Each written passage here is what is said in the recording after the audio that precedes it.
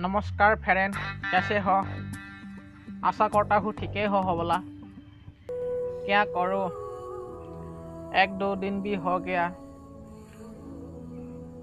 पुराना बছर भी चला जाएगा, अभी अभी नतून बছर आएगा, गाहरी भी मरेगा, ब्रॉयलर भी मरेगा, हाँ मुर्गियों मरेगा, छागली भी मरेगा, लेकिन आदमी फुर्ती करेगा खा खा के, पी पी के। बुरी बात यही है कि पहले साल में हम लोग इतना फुर्ती करा था नतून बছर के लिए, अभी वो नतून बছर अभी चला जाएगा। बहुत बुरी बात है, बहुत बुरी बात। लेकिन बुरा बात ये है कि नतून बছर भी आ रहा है, इस बছर में भी जुआ बছर जैसा फुर्ती करेगा, खाएगा, नाचेगा या जपिएगा।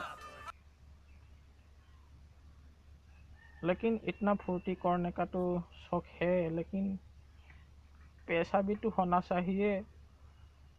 जो अभी ना हो, फुर्ती तो करेगा ही। हाँ, अच्छा है, सब छोड़ो।